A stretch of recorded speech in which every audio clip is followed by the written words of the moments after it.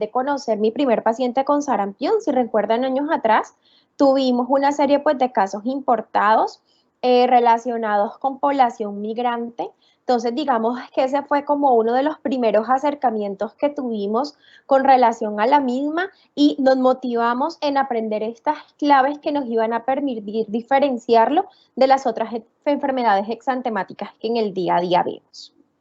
Entonces, importante en este momento reconocer al sarampión como una enfermedad infecciosa, viral, aguda, ¿sí? Cuyas manifestaciones clínicas se dan en una forma temprana y que cuando tratamos de pronto de identificar esa familia a la que ese virus pertenece, nos encontramos a esta familia, la familia Paramyxoviridae y el género Morbillivirus. Realmente no es una enfermedad reciente, es una enfermedad que se ha descrito incluso desde el siglo VII. Y cuando hablamos realmente de esa forma o de esa palabra de la que se deriva, al final nos encontramos que hace referencia a un diminutivo de la palabra latina avaro, haciendo referencia a miserable, a ese estigma asociado con la enfermedad, a esa necesidad del aislamiento con el objetivo pues de evitar la diseminación de la misma dentro de una comunidad. Realmente, antes de que llegara la vacuna del sarampión, se consideraba esta enfermedad como casi universal, ¿sí? La población susceptible al final la desarrollaba, pero una vez nosotros empezamos a vacunar la población, ¿qué fue lo que observamos?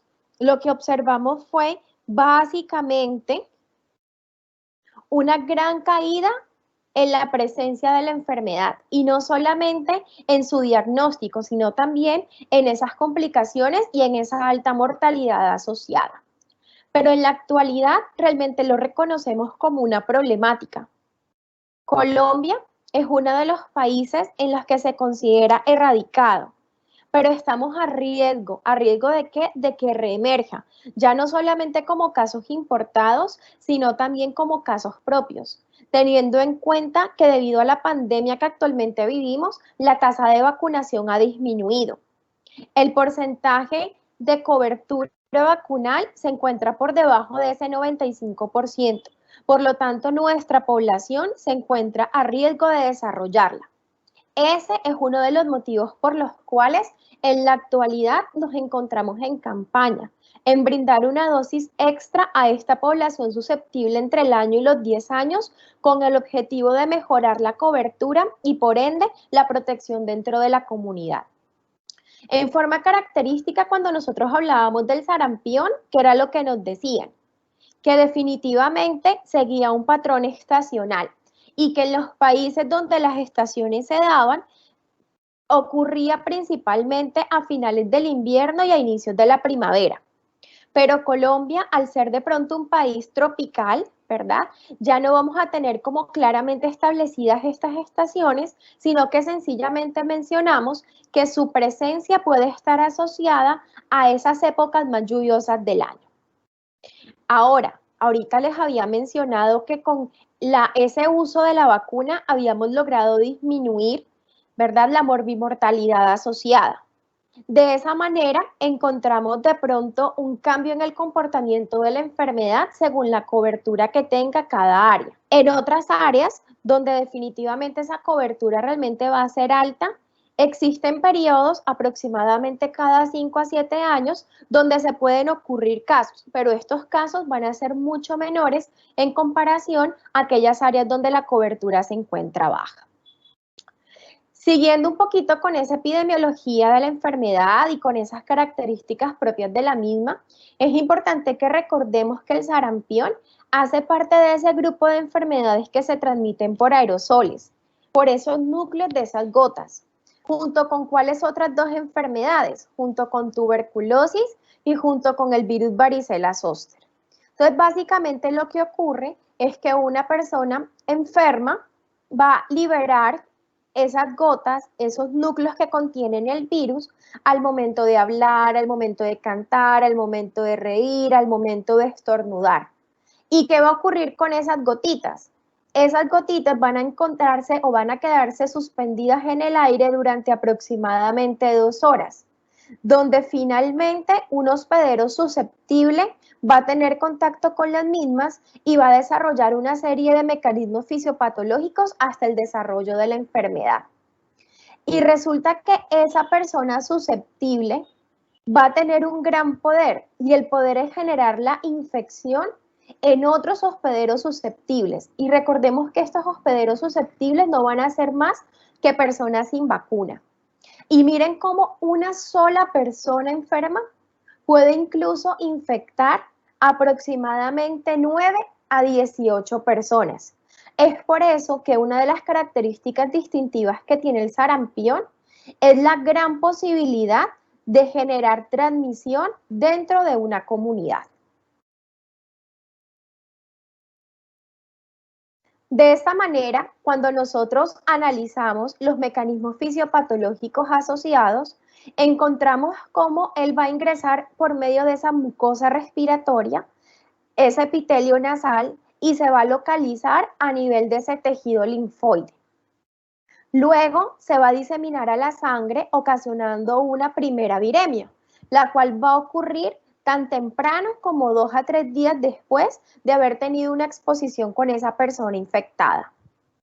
El virus posteriormente a eso va a migrar principalmente al sistema linforreticular, al vaso, al hígado y a la médula ósea, y luego nuevamente llega a la sangre, ocasionando una segunda viremia, la cual ocurre aproximadamente 5 a 7 días después de la exposición, para finalmente ubicarse en casi todos los sistemas del cuerpo. De esa manera vemos cómo se localiza a nivel del riñón, cómo se localiza a nivel de la piel, de las vías respiratorias, del cerebro, de esas celulitas que se encuentran a nivel de la sangre y de diferentes mucosas, para finalmente presentar las manifestaciones clínicas, las cuales van a manifestarse luego de aproximadamente 12 días, periodo conocido como periodo de incubación. Importante a recordar, y de pronto esto hacía referencia o esto hace referencia a esa introducción que inicialmente realizaba, y es que de pronto, si nosotros estamos viviendo un momento en el que hay muchos casos de sarampión, digamos que tenemos esa forma de recordarlo muy fresco. Si esas características distintivas las tenemos presentes y vamos a poder realizar un diagnóstico preciso con base a la clínica presente en el paciente. Pero si, por ejemplo, nosotros nos encontramos como Colombia, en donde realmente la incidencia del sarampión es baja y los casos que hemos encontrado son casos importados, realmente requerimos la realización de pruebas de laboratorio para confirmarlos, sin olvidar, claro está, la forma típica de presentarse. Y ese es el motivo por el cual estamos acá, recordar la manera como la enfermedad se presenta. Entonces, en forma clásica, luego de ese periodo de incubación, el cual les describía que es aproximadamente de 12 a 13 días, vamos a encontrar 3 fases claramente definidas. Vamos a encontrar una fase prodrómica, vamos a encontrar una fase exantemática y finalmente vamos a tener una fase de recuperación, en las cuales se van a presentar una serie de manifestaciones clínicas, las cuales van a ser más frecuentes en una fase que en otra, permitiendo realizar ese diagnóstico clínico de la enfermedad. Iniciamos por esta fase prodrómica, la cual aproximadamente tiene 2 a 4 días, y si analizamos de pronto la sintomatología que está presente en este momento de la enfermedad, es muy bizarra. Tenemos un paciente con fiebre, con malestar general, con sintomatología respiratoria ocasional y con rinorrea, descrita dicha rinorrea como coriza. Síntomas que pueden estar presentes en muchas otras infecciones ocasionadas por virus. Y ahorita que estamos en pandemia, perfectamente puede corresponder a una infección por SARS-CoV-2. Y adicionalmente a eso, como características distintivas, sobre todo en niños pequeños, vamos a encontrar la presencia de esas linfadenopatías. ¿Qué nos va a hacer de pronto como la distinción con otras enfermedades? La aparición de estas manchas, de este enantema, de este brote interno, denominado como manchas de Koplik, la cual va a ocurrir en esta fase prodrómica.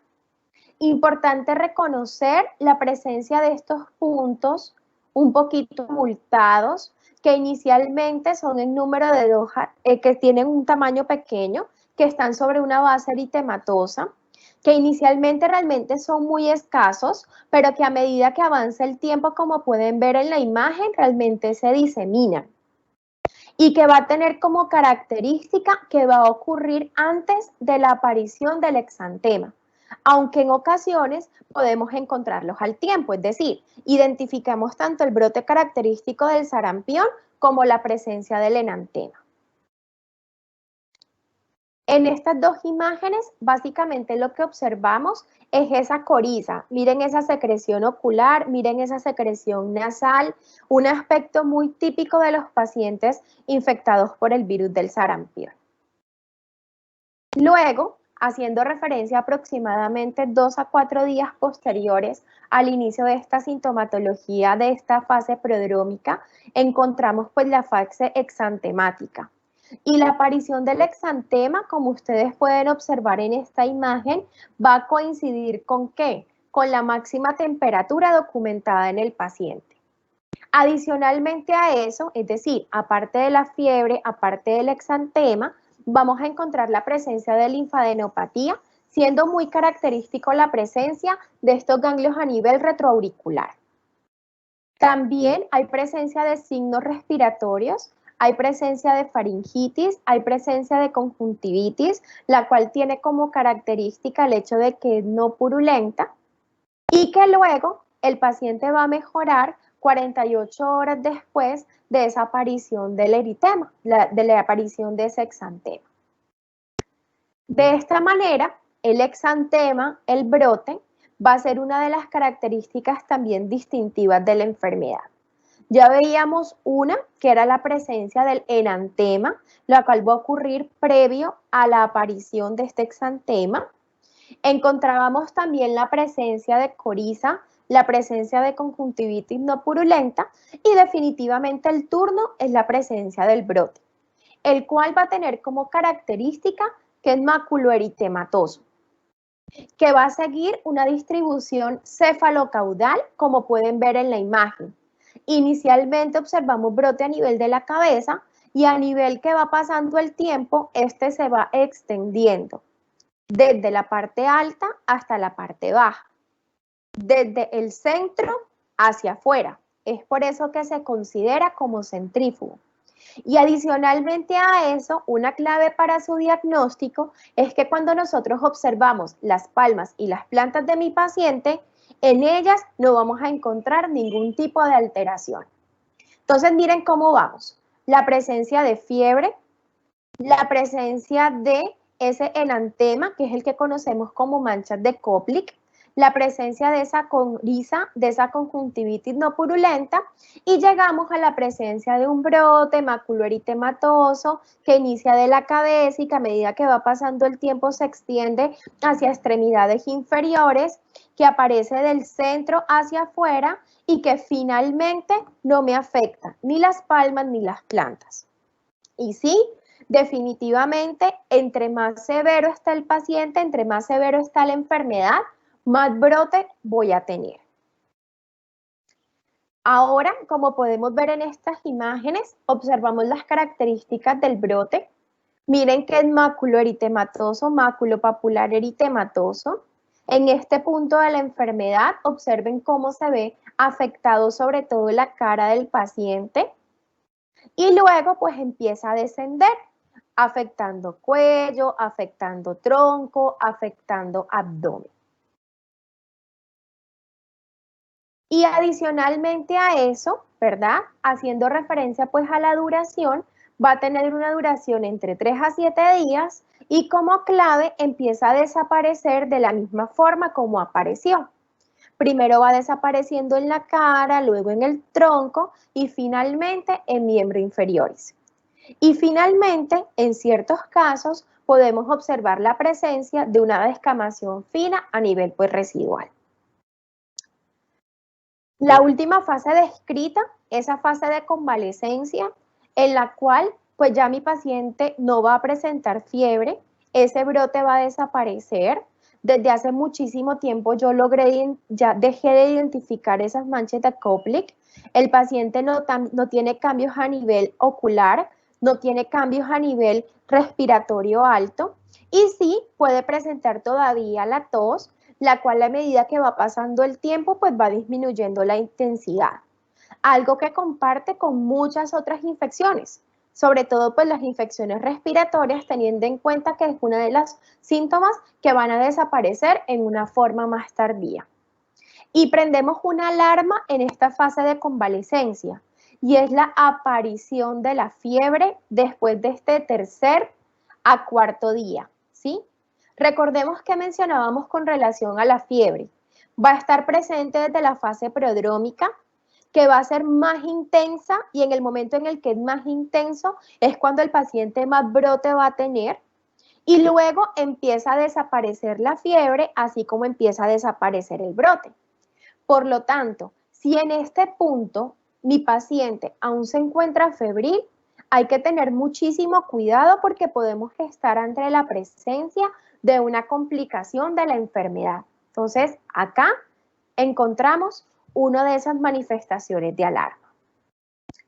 Entonces, a nivel país, tanto el sarampión como la rubiola hacen parte de estas enfermedades que se vigilan desde la salud pública y vamos a partir pues desde un caso sospechoso, en el cual vamos a iniciar esa sospecha por la sola presencia de fiebre y brote.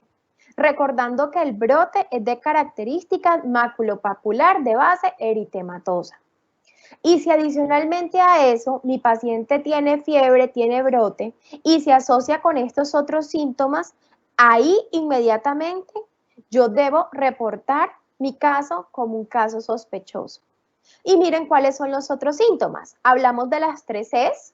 La primera C, haciendo referencia a tos en inglés, a la coriza y a la presencia de conjuntivitis. Y adicionalmente a eso, hace referencia a esas linfadenopatías que van a estar asociadas con el cuadro, las cuales en forma característica se localizan a nivel retroauricular, cervical u occipital.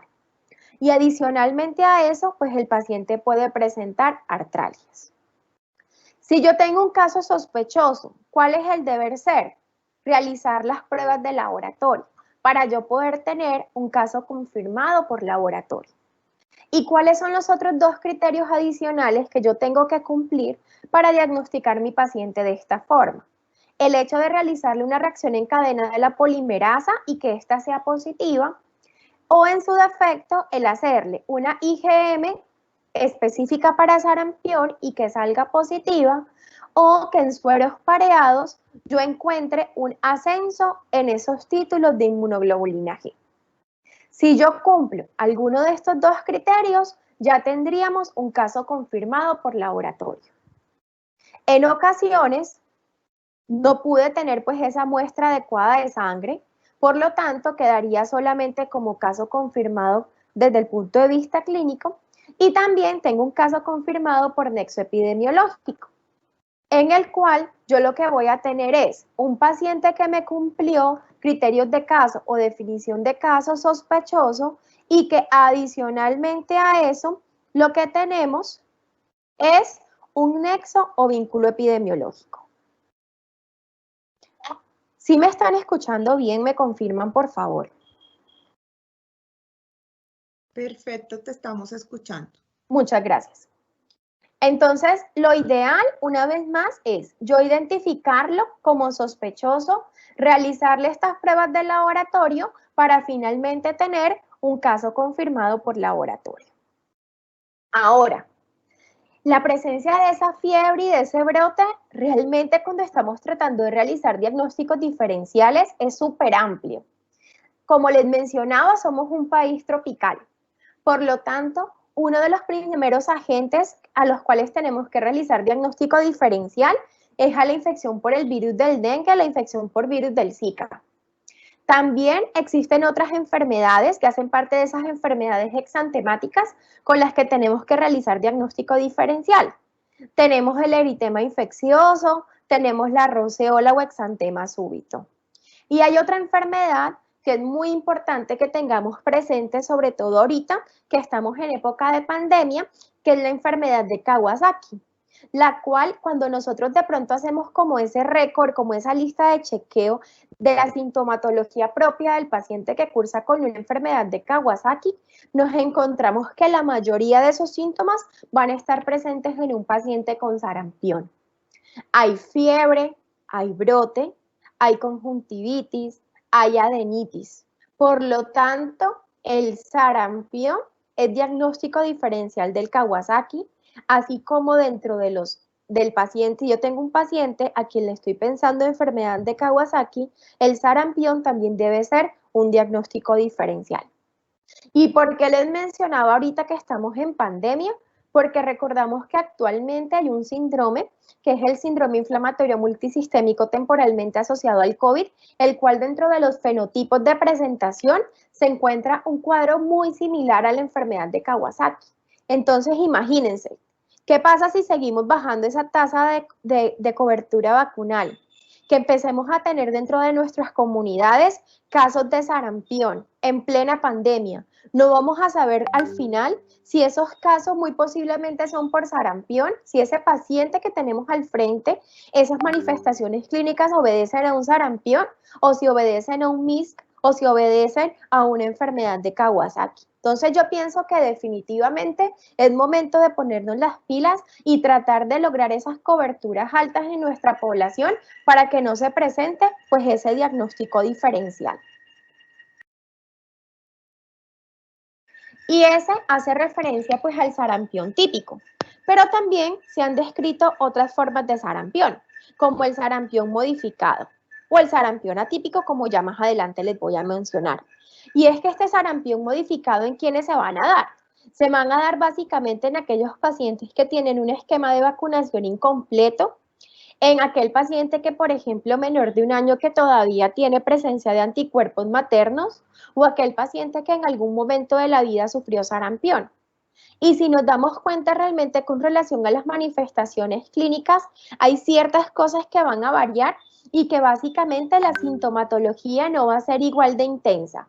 Realmente se considera que es una infección de pronto más larvada, la sintomatología va a ser leve, que realmente ese periodo de incubación va a ser mucho más prolongado. Miren que mencionábamos 12 días versus 17 a 21 en caso del sarampión modificado y se tiene sí pues la ventaja que realmente no va a haber la posibilidad de contagio. Y es raro, pero es importante pues mencionarlo, la posibilidad de la presencia de un posible sarampión atípico. Y en esta imagen básicamente lo que encontramos son las características distintivas, ¿sí? Entonces, con relación a las personas susceptibles, ¿verdad? Con relación a la fiebre, de pronto va a ser que en el atípico va a ser mucho más frecuente. Con relación a la forma como se presenta el brote, miren cómo lo vamos a iniciar caudocefálico, vamos a encontrarlo a nivel de las extremidades y va a empezar a ascender, a diferencia del típico que es cefalocaudal. En este sarampión atípico va a haber afectación de palmas y plantas. Ya con relación a la forma de presentación de ese brote, ya no lo vamos a tener maculopapular, sino que va a ser incluso petequio purpúrico. Entonces, realmente el diagnóstico diferencial se amplía aún más, incluyendo a infecciones bacterianas como lo es meningococo. Puede haber la presencia de un componente hemorrágico y finalmente la asociación con sintomatología sistémica.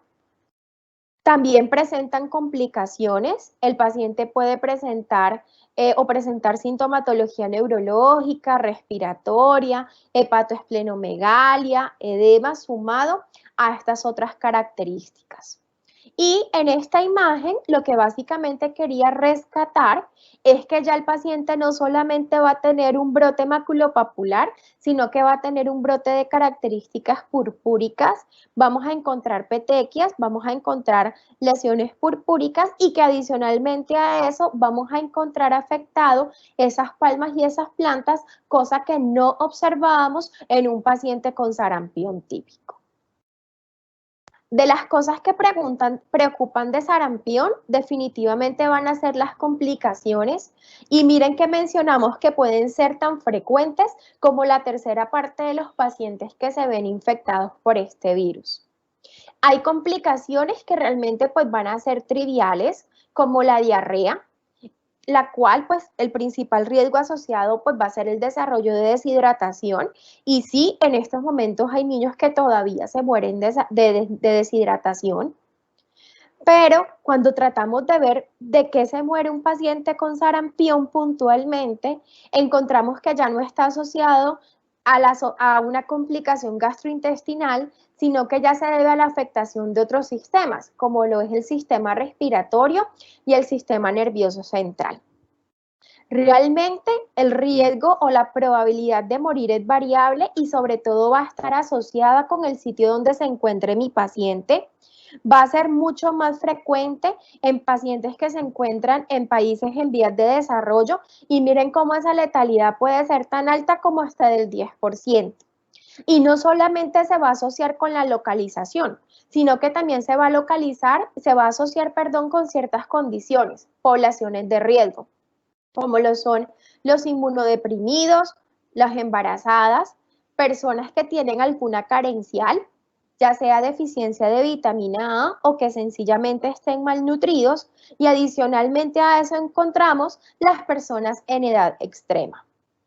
Recuerden que acá la desnutrición o la malnutrición sigue siendo una gran problemática, por lo tanto, nuestros pacientes no solamente eventualmente se verían a riesgo de enfermar, sino que también tendrían riesgo de desarrollar complicaciones y adicionalmente a eso, a fallecer a causa de las mismas.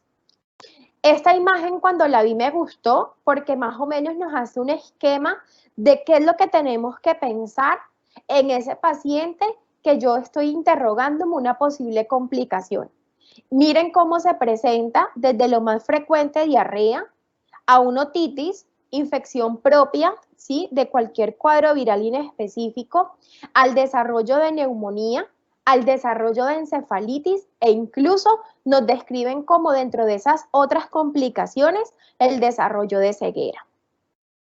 Haciendo referencia pues ya puntualmente a alguna de ellas, con el objetivo de pronto de profundizar, encontramos que el virus como tal se asocia a una gran inmunosupresión.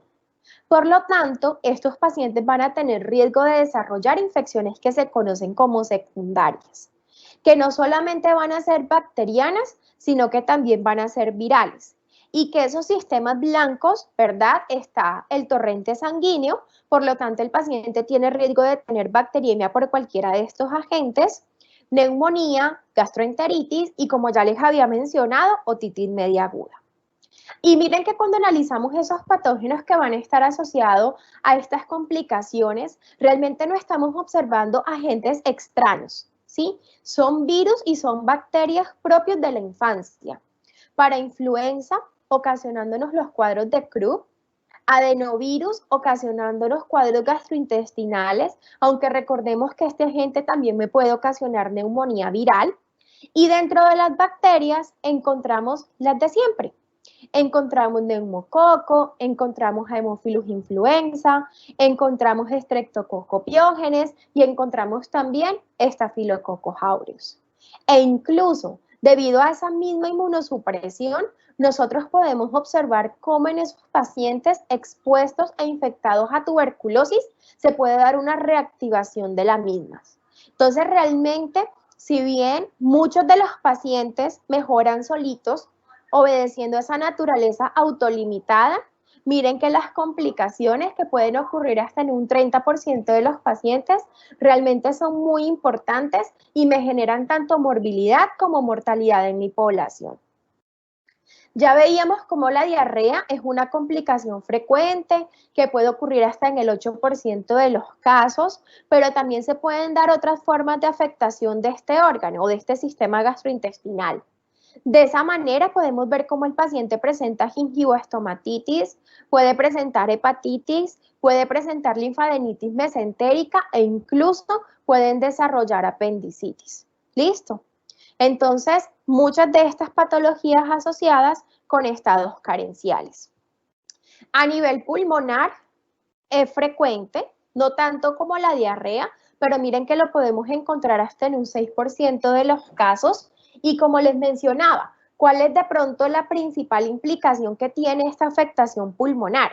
Es que está asociada con una muerte. Es una de las principales causas de muerte debido al sarampión. Ocurren sobre todo en los pacientes menores de 5 años y miren que realmente el espectro es muy amplio, o sea, tenemos neumonía, pero también el paciente puede tener croup y el paciente puede tener bronquiolitis. Y resulta que no solamente me genera de pronto como una afectación aguda, sino que me puede generar secuelas.